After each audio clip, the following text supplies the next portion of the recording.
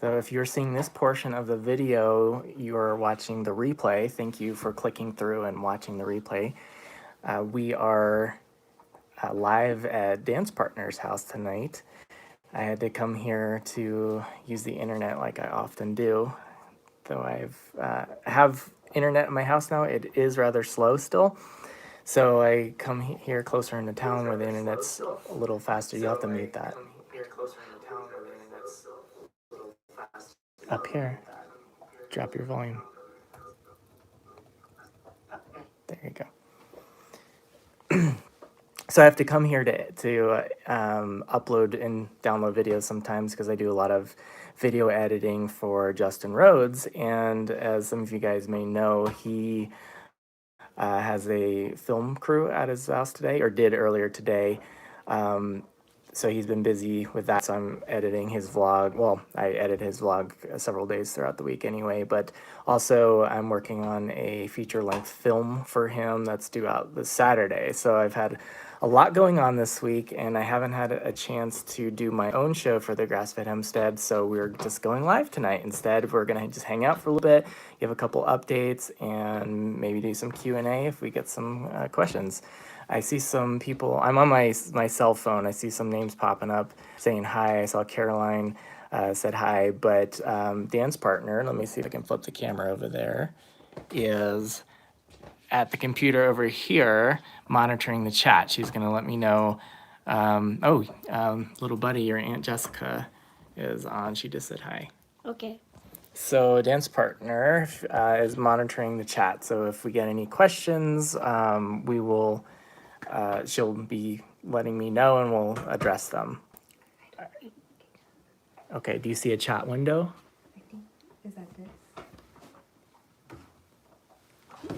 Yep, that's it. So just be monitoring that for people commenting and asking questions. I did see somebody, was it Conrad? I think asked if we have sheep.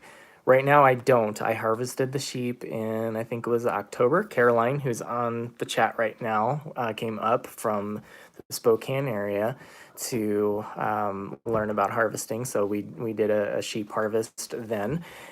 And it's February now, so Tess, my sheep breeder, probably in the next week or two, will start her lambing season. So we won't have spring lambs probably for another couple months. But I will be in touch with her soon about procuring some. So who all do we have here? You've already mentioned everybody. Gardening guy. What are your least favorite farm animals and why? Chickens. I would have to say the chickens, and not so much the egg laying hens, but it's more the meat birds.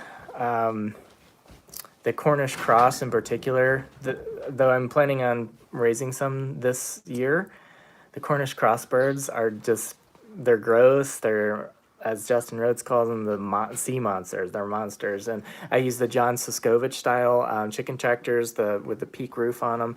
And when you open the door to go in to feed them, they just like mob you at the door, like wanting to eat anything they can. And it's just kind of, yeah. Definitely my least favorite of the livestock on the farm.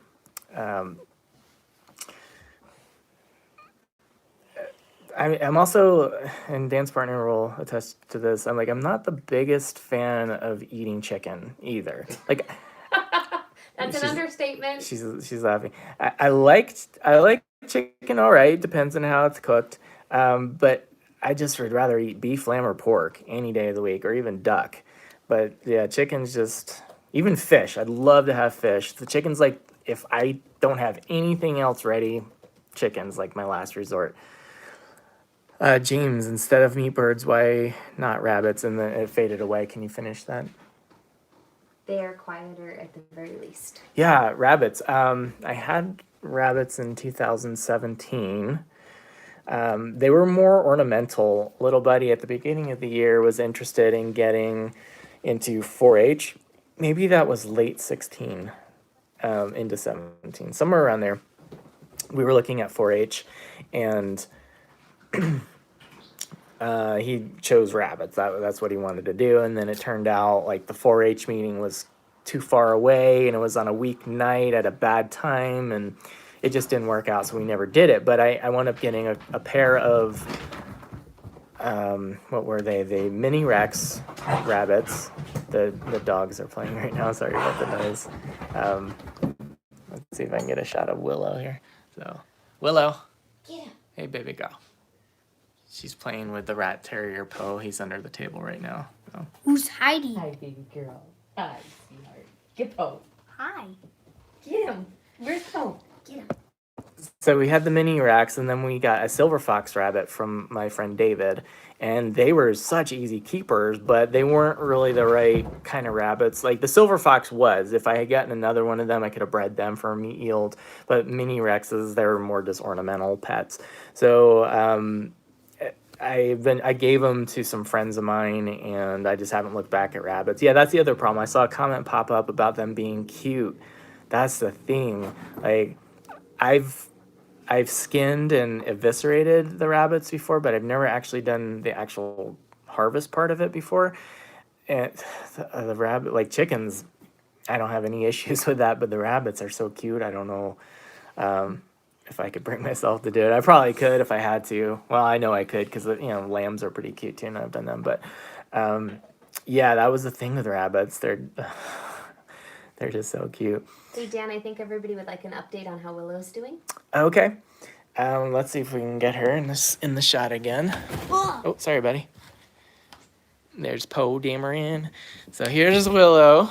You can see like her coat is so much better. So I got her a shot of Cytopoint or Ciptopoint. I think one of those two. I think it's Cytopoint. It was called a very expensive anti-allergy medicine, and it has done wonders. She, within a couple days, stopped licking and scratching, and her skin has really, really come back. All this was just in terrible hot spots. We had her shaved down completely. You can see like that pinkish hue. That's what's left from where she was in really bad shape. But all this has grown back in, and she is really happy now. She spends a lot of her time playing with Poe, the rat terrier over there. And before, she wouldn't play a whole lot. She was really just Lethargic. yeah, like she was lethargic. She would just sit around and mope and whine, and she just was not comfortable or happy. But that's just not the case anymore. You can tell right now she's a little camera shy. She doesn't know what's going on with the camera in her face. But yeah, she's just done so much better. So I'm gonna go back over here. What are your thoughts on how Willow is doing since she's with you full time? She's improving dramatically.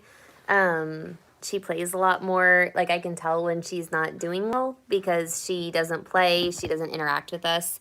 But now that her hotspots are gone, her and Poe get really, really crazy. In fact, I worry about the lifespan of my couch now that she likes to jump on it and attack him. So she's doing really great. I've seen huge improvement, like 100% improvement since she's been here. That's awesome. So what else we have over here? I saw CJ say hi to you, little buddy, CJ and Auntie. Who's CJ? Long-time viewer. First person? First part, no, but long-time viewer, often comments. 5 million years. She's glad Willow's getting better too. So our sign language interpreter is awesome. What is it? Oh, that would be you. Actually, Dan's partner used to be a sign language interpreter, so I thought maybe that was a reference. Maybe she was doing it when I was over there talking with Willow, but I guess not. Was the one who saw blue with ear issues. Oh, okay, yeah, that was a long time ago. That's right, he was like tilting his head, and he told me about that. What else have we missed on the comments popping up? Nothing so far. Okay, so yeah, just to recap real quick for those that are just signing in, I've been doing a lot of editing work this week for Justin Rhodes, and he has his feature-length 2020 recap film coming out Saturday, so I'm editing all of that for him. And because of that, because of my normal responsibilities, in addition to that, I didn't have a show put together this week for the Grass-Fed Homestead, and since it's been almost a year I've been back since taking a long break. I've had a video out every week, and so I want to still be consistent with having one out, and I just didn't want to go dark this week and then come back next week, so we're just doing a live stream tonight. And it is kind of late, so thank you guys for joining us still. Hey Dan, High Mountain Homestead asked what type of acreage you have. You inspired them to get sheep, so they're wondering how many sheep you have on your acreage. Yeah, so I have 10 acres total. I'm only using like 2 to 2.5 tops when I'm grazing all the animals. A lot of it, so 5 acres you guys never even see. There's like a tree line where I have a creek going through the property, and there's a whole nother 5 acres on the other side of that, and I seldom even go back there, to be honest. So when the camera's panning around and everything, the most you probably ever see is the 5 acres. But where the sheep are grazing, again, is about 2.5 tops. Can you stop doing that? It's really distracting. So at most, I think it was 24 sheep, and that was in 2017. No, 2018, because I that's when I did all the lambing and all that. So I had all the lambs, the feeder lambs, plus the breeding stock, plus a few pets as well. And my pasture quality still, like, there's some areas where I have prolific grass growth, and there's some areas where it's really bad and it's just knapweed and tansy, and there's just not a lot of nutritious grass. So I am hay feeding in those areas. So it's not just grass. But I recently did a video. When did it? It was either came out in November or December, with Dr. Lane. Dr. Lane, he has his PhD in animal nutrition from Cornell University, and he's a professor that lectures strictly on animal grazing and such. And he wrote a book called Capturing Sunlight, and he came on the Grass-Fed Homestead. I did an interview with him, and he shared with me how to determine your proper stocking density based on determining your dry matter forage out in your pasture. So I actually, in the video, went through the process of collecting a grass sample and desiccating it, weighing it, and determining, based on the sample I took, how much grass I would have in a 1 acre area. And then if you're calculating 5%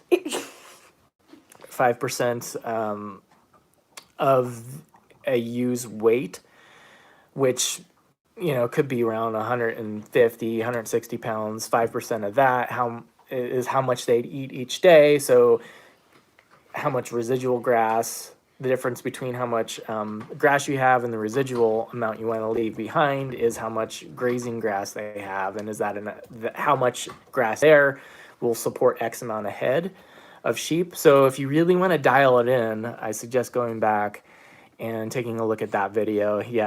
Scientific indeed, CJ and NTI.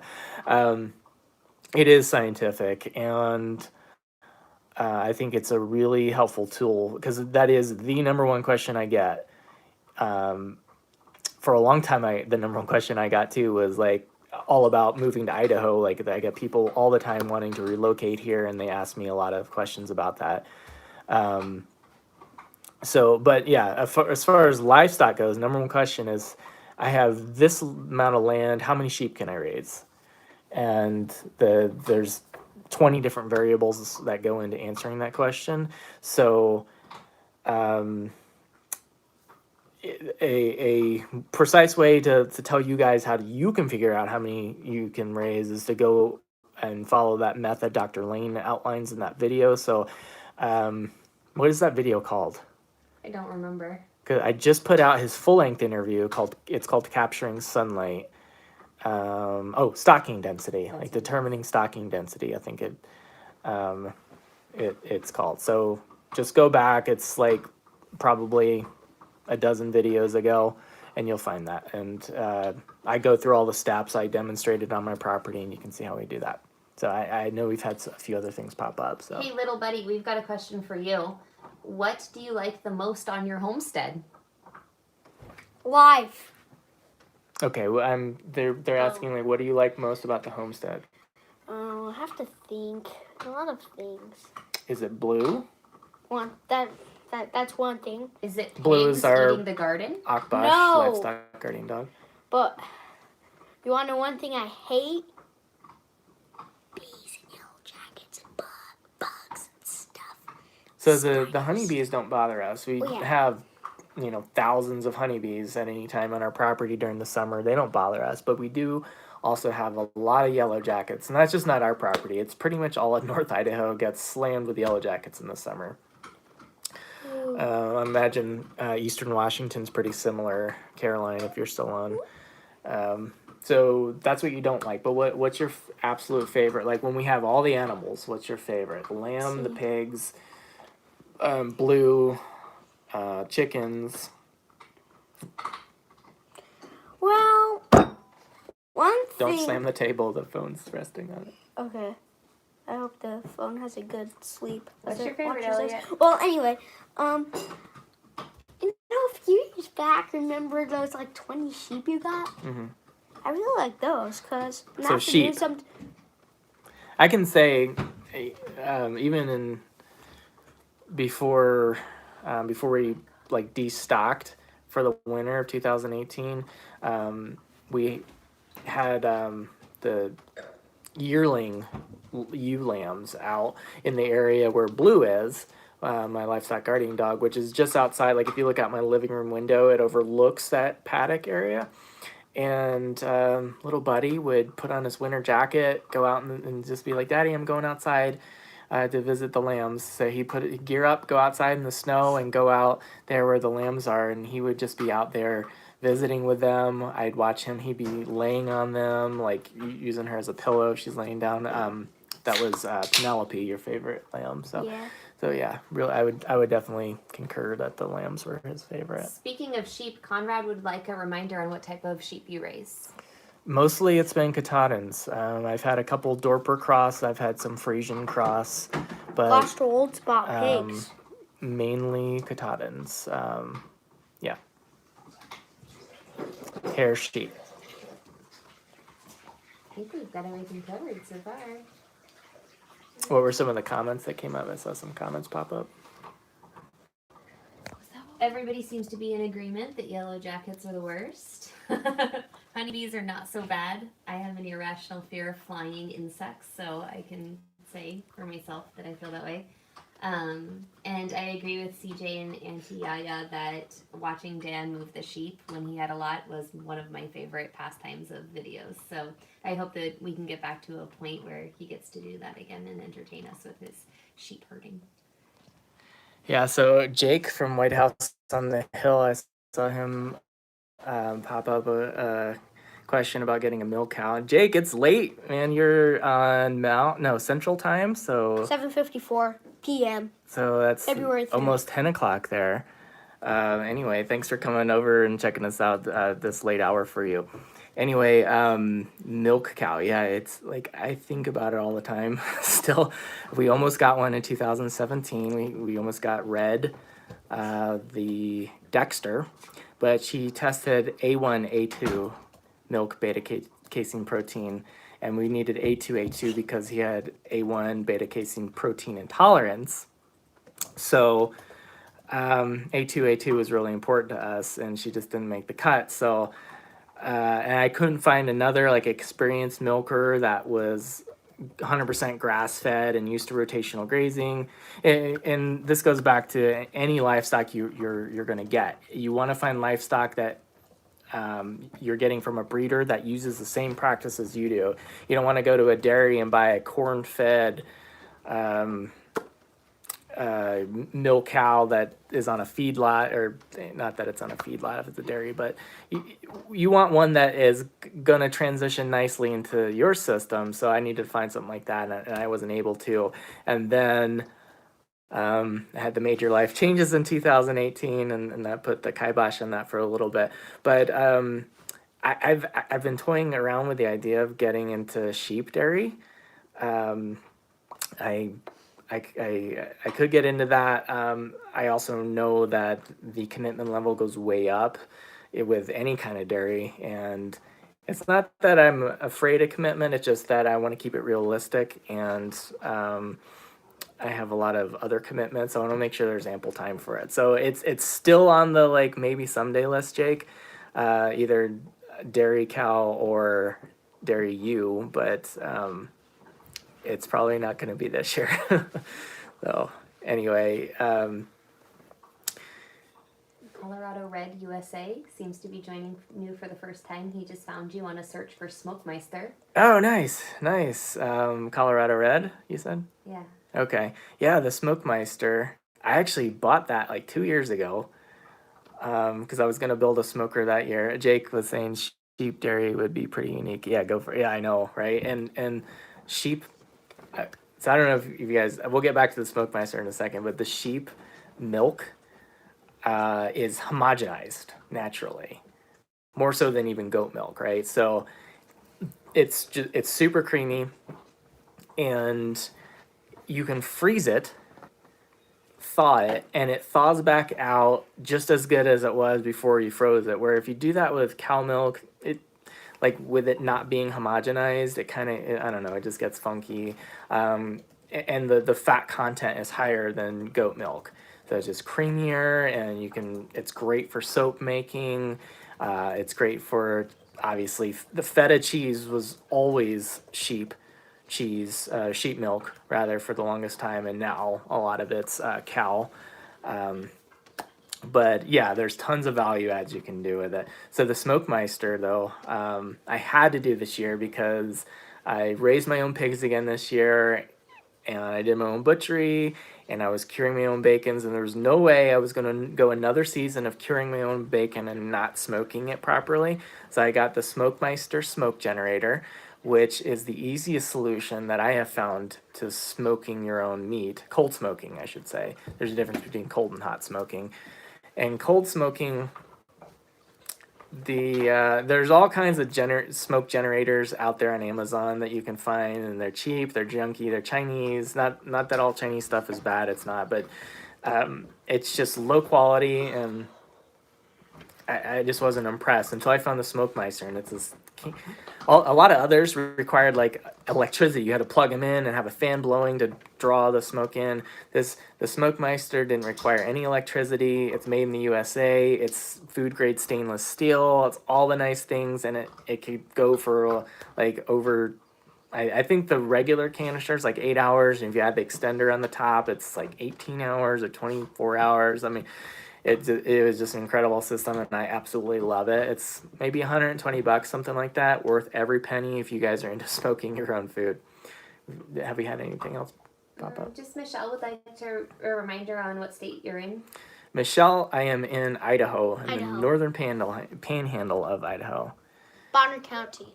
My sister Jessica is on. She's saying that she wants some smoked bacon. Well, you were supposed to come visit sometime soon, but I talked to my mom just, I don't know, a couple hours ago, and she said you're probably not coming because you're working more again. You were shut down in California for a little while and not able to work, but you're back at work, which is great. The bacon is in my refrigerator, Jess. You just gotta come visit. Yeah. Give it to me. Give it to me now. I'll eat it all. Hey, calm down, calm down. Are we all caught up? I think we're all cut up. We're all caught up. All right. So again, just for the folks that are joining late, we're doing a live stream this week because I've been tied up doing a lot of video projects for Justin Rhodes this week. He has his big 2020 year recap coming out Saturday that I'm editing. It's due Friday.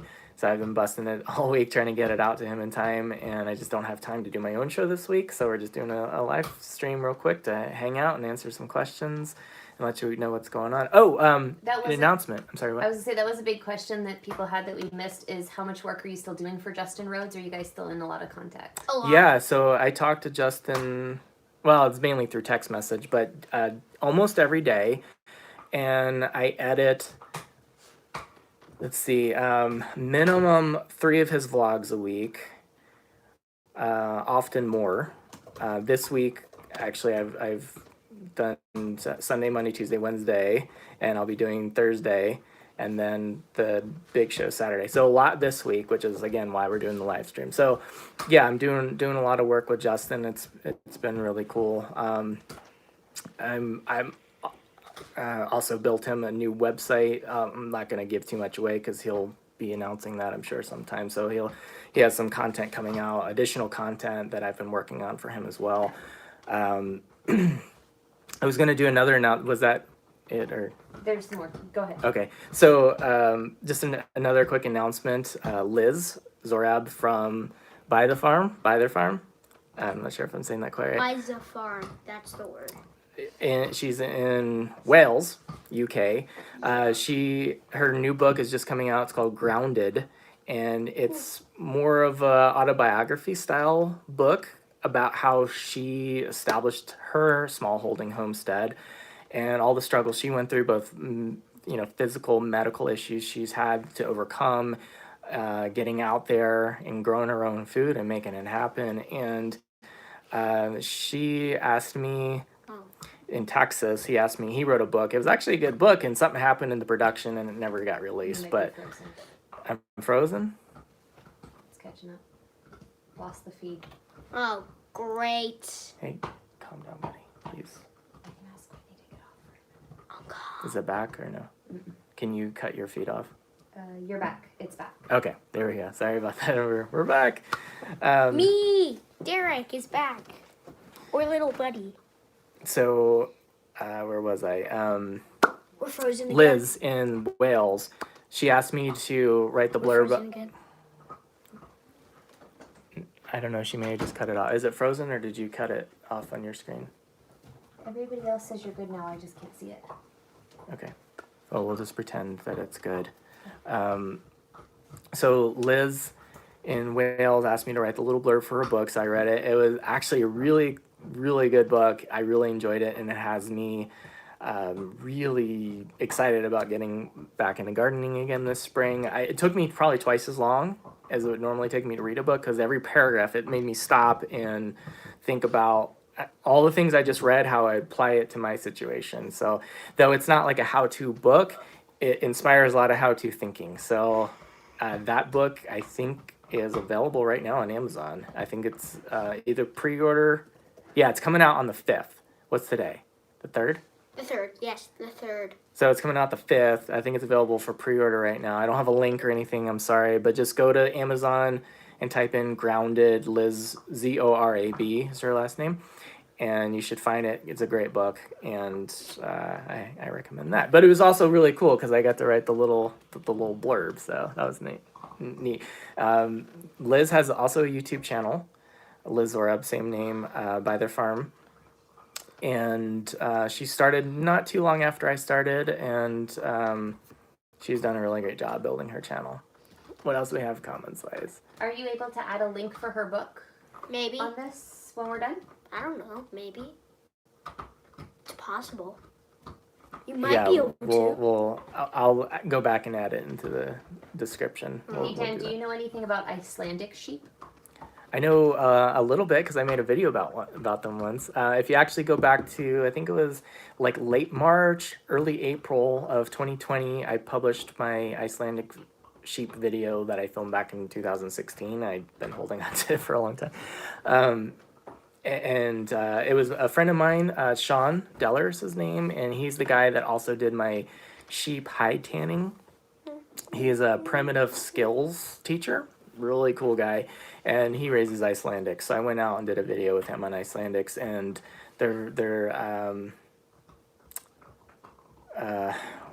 I'm trying to remember the name of the breed that my friend Dorcas? John Shepard had. Hey, why don't you go visit Willow for a little bit? Okay, you're distracting me a lot right now. Okay. Thank you. Should I distract you more? No. What are those sheep? Not. What are they? They're a lot like the Icelandics. They're a great wool breed. It's totally slipping my brain right now, but yeah. So I don't know if you have any specific questions about them. They're a tri-purpose breed. I think they are good for some milking. They're not like a great milk breed, but I think you can milk them. They're great for wool and meat. They're disease resistant. They're very cold hardy. They're a little bit more on the wild side. They're not like super domesticated, like compared to Katahdin. So I could be a little off on that, but anyway, I have a video on it. It's really good. You can check that out. Just go to Grass-Fed Homestead, the YouTube channel there, and just go to the search menu and type in Icelandic sheep, and it should pop up. CJ and Auntie Yaya mentioned, mistakenly thinking you were talking about chickens, how their chickens get everywhere. Do you want to comment on how your chickens get everywhere? So the video I wanted to do this week was actually like catching them, clipping their wings, and isolating them, because Caroline's, I just saw pop up, Liz's book will release on April 8th. Wow, I thought it was, maybe it's only in the UK it's coming out right now. Yeah. Okay, I was way off. I thought it was February 5th. Okay, but yeah, again, maybe that's only in the UK. But, oops. What was I saying? The chickens, yeah. So, so the chickens have decided to roost up in the trees next to my front porch, and then they come out onto the porch during the day and defecate all over the porch, and it's just been an awful mess. We've had such a light winter here. Caroline and Eastern Washington, probably the same experience. We've had, like, there's almost no snow on the ground right now, which is unheard of in February here. We had a lighter winter last winter, but this is like ridiculously light. So normally I count on the snow to kind of barricade the chickens in, not barricade, but like they don't like to go wandering off in the snow. So the snow kind of keeps them isolated in the greenhouse area, but because I let them kind of free range in the winter. And man, they're just all over the place because they're not being contained by the snow. The ground is just bare. In fact, after picking him up from school today, I came back home and the chickens are just out scratching away on the ground. No snow, so it's been a mess. Or any other announcements? I think there was something else I planned on talking about. If you have any sheep, they must have joined after we discussed that. Yeah, Half Century Farm. Not at the moment. So my lamb harvest was in October, and I haven't replaced them until this coming spring. So lambing season's going to start in the next couple weeks, and I'm going to get in early on it this week for my sheep breeder test this year, I mean. And last year I was very late to getting to it, and I kind of got like the leftovers. So this year I'm going to get in a little bit earlier, hopefully, and get hopefully some bigger boys to raise out this year's feeder. So I'd say in the next 2 to 3 weeks we'll probably have some lambing videos coming, hopefully, and we'll discuss that more. Jessica reminded us that someone wanted to know, how long does your honey last? Indefinitely. Honey doesn't ever go bad. It can crystallize if it gets too cold, but you can warm it back up and decrystallize it. You don't want to superheat it. You don't want to like put it in the oven kind of heat, because it'll break down the enzymes in it, and it won't be raw honey anymore. But if you gently warm it, what I like to do, if it's in a glass container, which I recommend, but if you bought it from me and I shipped it, it's in plastic probably. But if it's in a glass container, you can actually set it like right on the back of your oven, and if you're using your oven once every day or every other day, there's enough residual heat coming off of it to keep it from ever crystallizing, and it stays nice that way. What? Wendy would like to know what your favorite lamb dish is. Pork chops is a pig dish, buddy. Wow. Tricked you. Steak. This sounds, I don't know, too simple almost, but actually they're not simple to make. There's a lot that goes into it, but I'll say a gyro. I love, love, love gyro because it's ground lamb that you make kind of like a meatloaf, right? In a tureen style dish, and then you pop it out, slice it thin, put it in the oven on under the broiler, and then you like crisp it under the broiler. Yes, lamb burgers are really good too. We used to eat a lot of those. But there's a lot that goes into the gyro, and actually getting it right. You get the right salt consistency and salting it for the right amount of time. That's the key. And getting it to emulsify, also key. So it isn't that simple, but it sounds like a simple meal because it's kind of like the equivalent of a sandwich, right? But gyro. And then just the good old lamb chops, because it's essentially the steak of lamb with like a rosemary garlic butter marinade over it. Yeah. Everyone likes your live videos. Why don't you do them more often? Mainly because of internet issues. I'm at Dan's partner's house tonight because, again, I was downloading and editing, then uploading Justin's vlog for the day. He had a film crew at his house today filming a new show he's making. It was the pilot episode today, so it was the vlog I edited was the behind the scenes for that. So that'll be coming out tomorrow. But anyway, as soon as I finished uploading, we jumped on here to do the live stream because I didn't have time to do my own video for my channel this week with all the editing I'm doing for him this week. But anyway, I haven't had internet at my house until just November. I think it was November it got installed, and it's microwave internet. And they advertise, average of 3 megabytes per second with bursts up to 10. The burst is 3, and my average is somewhere around 1 megabyte a second, which I could actually probably do live stream from there. But prior to that, like I was always just on my cell phone with a limited data cap.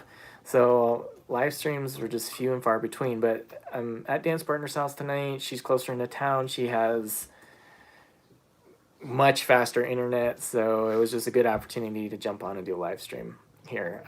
We could try them at my house now that I have the actual microwave internet and see how it goes. Thank you guys so much for joining us, and sorry no like production video this week, but we'll be back next week with maybe some chicken wing clipping and cleaning up the feces situation, getting that locked down. Maybe we'll even get some snow and we'll have a real winter sometime soon. We'll see about that. Anyway, guys, thank you for hanging out. And again, we'll check back with a link for Liz Zorab's book. And was that? That was it? That's all we're supposed to do? Okay, one cool. last thing. No, we're done. Before you turn it off, I want to do my goofy smile.